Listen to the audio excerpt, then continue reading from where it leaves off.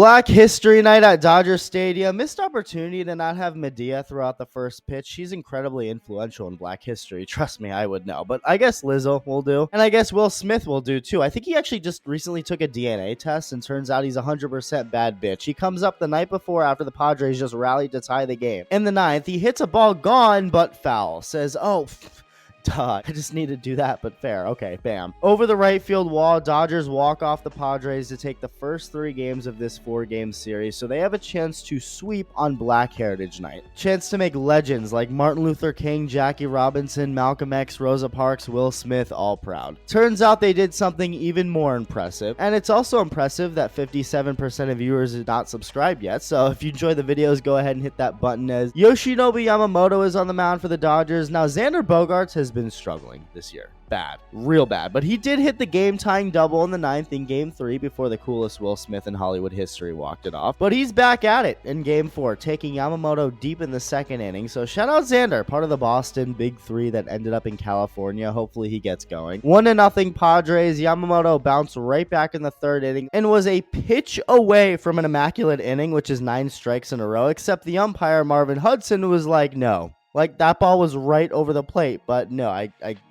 guess he just didn't feel like putting his arm up for the strike 3 call. Okay, and Yamamoto realizes this, so he's got to get Tatis down swinging, and does just that, so he still strikes out the side. Padres get some more cooking off Yamamoto in the 5th. Xander, another hit. Cronenworth base knock. Xander goes to 3rd for Jose Iglesias to drive home on a sac fly. 2-0 Daddy. Xander stays hot in the 7th. He may have found something. Yamamoto still in the game. Bogaerts smokes a double. Jay Cronenworth follows that up on the next pitch with a double of his own. 3-0. Out goes Yamamoto. In comes Lou Trevino, who hit Fernando Tatis Jr. in Game 2 of this series, which was partially what led to Ohtani getting thrown at in that game. And Trevino is basically just an experiment right now. I mean, the Giants had him earlier this season, and we're like, Dodgers, have at it with this guy. Bro has no clue where the ball is going, apparently. He hits Bryce Johnson in the knee, and it's bad enough where he's got to get taken out of the game, and he's replaced by Brandon Lockridge, some other generic white guy, at least according to this on Twitter. Padres have a lot of those, apparently. They don't score again here in the 7th, but do in the 8th. Luis Arraez hits the first pitch he sees for a triple. Gavin Sheets sends him home on this base hit before Tyler Wade, one of the other generic white guys, comes in and scores on a bases-loaded walk by Iglesias. Xander Bogaerts got another hit in this inning, by the way. 4 for 4 on the night with a home run, a double, and he's got 5 hits and 5 straight at-bats, so there you go. Keep it going, Bogey. So at this point, by the 9th inning, it's 5-zip Padres running away with this. It's obviously over. Jack Little on the mound for the Dodgers. He gave up the 2 runs in the 8th, stays in for this inning. This is his big league debut, by the way. He strikes out Martin Maldonado for out number 1, the first strikeout of his career. Up comes Fernando Tatis Jr., and another Padre hit. And this is Tatis's 3rd time getting hit in this series. Now, was this on purpose? Just like the first 2 times Tatis was hit? No. The 2nd time in which he was hit by Trevino, who also hit one of the generic white guys. What was his name? Bryce Johnson. He hit him in the knee. Neither are on purpose. Again, Trevino is seemingly praying the ball goes where he wants it to. He's just figuring things out right now. And Tatis gets hit in the hand here. Shitty part of the body to get smoked, but totally accidental. Jack Little, I love that name so much. Jack Little has 0 reason to hit Tatis here, but I can totally understand Mike Schilt and the Padres being pissed off. Your guys keep getting hit. Tatis, your best player, has now been hit for the 3rd time. Yes, none of which were on purpose, but he still could get hurt, especially when it's on the hand, fragile area. Like, yeah, that sucks. So Schilt starts yelling. He's like, that's bullshit. He's obviously pissed. His guy is down and hurt. Then Dave Roberts gets pissed, though. I guess he just really didn't like any sort of accusation that this was on purpose. So he storms out, let the chaos ensue. Roberts runs right up to Schilt and bumps into him, which makes everything even more heated. So this is a rare incident where it's mostly just between the managers. Like, no players had any sort of energy that they were about to throw down. Just the managers. Like, look at Miguel Rojas.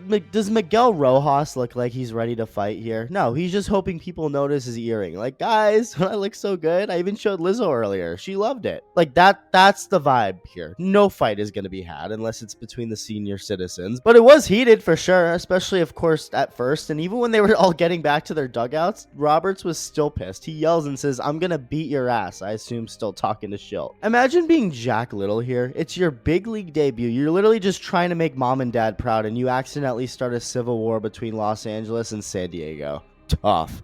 Dave Roberts is still all tense, but things eventually do boil down. It goes from the two managers getting real close and angry to a bunch of men just staring at each other in the peak of Pride Month. Each team goes back, and when in doubt, when in turmoil, send over a couple Hernandezes to make peace. Teoscar Hernandez making peace with Schilt, Kike Hernandez right behind him. Teoscar with his smile. How can you hate that guy? Israel and Iran, hey, take notes. Teoscar, Kike, we might need you guys for something. A little side quest. The umpires did decide to eject both managers from this game, so they're done. It's the bottom of the ninth now. Padres still up 5-0. At this point, the beef has reached a new height and then cooled down. The game is a blowout. Like, you're thinking, okay, it's over. What can possibly top this? Until you realize, oh, there's enough stamina for another round right now. That's what she said.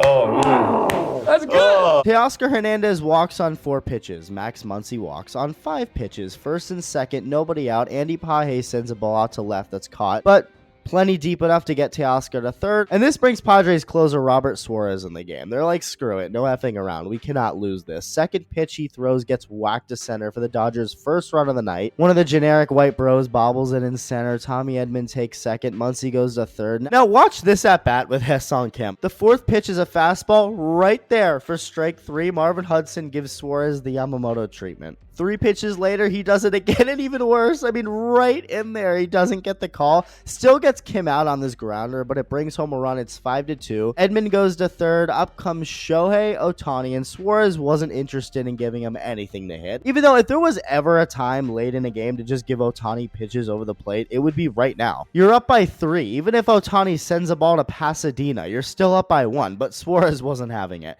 2 changeups in a row down and off the plate, then a fastball high and away. At this point, Suarez is like, he's getting on anyway. I'm probably just going to walk him. Might as well hit him instead. He smokes Ohtani with a 100-mile-an-hour fastball. The Dodger dugout is, of course, like, what the hell? Tyler Glasnow is like, throw him out, which they did. He was thrown out pretty quickly. And so was Padres bench coach Brian Esposito. And I mean, this is pretty clearly intentional. Just like when Randy Vasquez threw 2 inside pitches to Ohtani in a row. The only inside fastballs he threw to him the entire game, and it just so happened to come after Tatis was hit. Okay, well, that was on purpose, and so is this after Tatis had just been hit again. And I get it. Your guy keeps getting hit. You want to send a message, I understand. But you could totally get Ohtani being pissed here. Like, what the hell? Leave me alone. The first time he was thrown out, which then led to Dave Roberts coming out all heated and getting ejected, Shohei was just laughing, chopping it up with the first base coach and Luis Ariz. He wasn't trying to make anything worse. And you know what he does here? He immediately motions for the Dodger dugout to stay where they are. He's like, it's okay. I'm fine. I'm not hurt. No need to start a fight. Everyone chill out. Then he eventually makes his way over to the Padres dugout. I think Jose Iglesias, who by the way was another guy that was hit during this series, also on the hand like Tatis, was letting him know it was okay or whatever. It's all peaceful. And then if it wasn't official enough, he full on shakes Luis Ariz's hand. I mean, geez, can we send some of these guys to Israel and Iran right now? I'm just kidding. Keep them all away from there. But really, I mean, this is a class act showing from Shohei Ohtani and the Hernandez bros earlier in this same inning with Schilt. Also credit to the Padres guys for not going crazy or anything. Well, yeah, about that. We'll get to that soon. But Tatis has handled this whole thing very well, despite constantly getting hit. I think Ohtani capping it all off was perfect. And if you want to say I'm glazing him right now, I just want to put it out there that that's such a smart observation by you. That's exactly what I'm doing. Just straight taking the entire thing. Watch me. From telling his guys to stand down, don't attack, makes a quick trip to the Padres dugout, hands behind his back the entire time, and then shakes Ariz's hand. I mean, holy shit, dude. In a world where people are so quick to insult each other, throw hands, bomb each other, everyone take notes from this man right now. I personally wouldn't have had Lizzo and Shohei Ohtani teaming up to restore peace on Black Heritage Night, yet here we are. Truly incredible stuff. You truly never know what you're going to see at the ballpark on any given night. New Padres pitcher Yuki Matsui comes in and forgets how to throw strikes. He walks Miguel Rojas on 5 pitches, and the one strike you can argue wasn't a strike. Bases loaded, Dalton Rushing comes in and gets 5 balls in a row.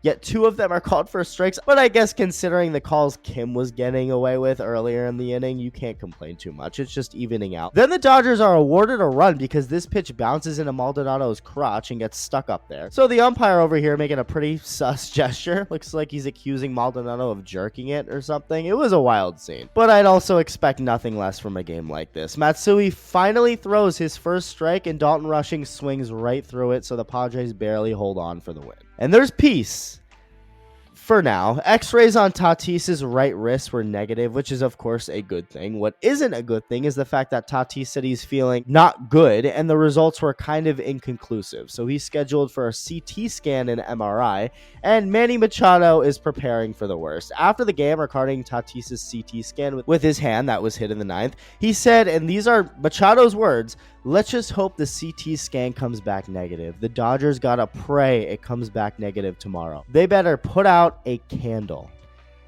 To think this all happened because a guy named Jack Little just wanted to make his parents proud in his MLB debut. If Manny takes this guy's parents out and a masked vigilante soon after starts roaming the streets of LA, I think we know who it is. Let me know your thoughts and thank you for watching. Love you. Bye.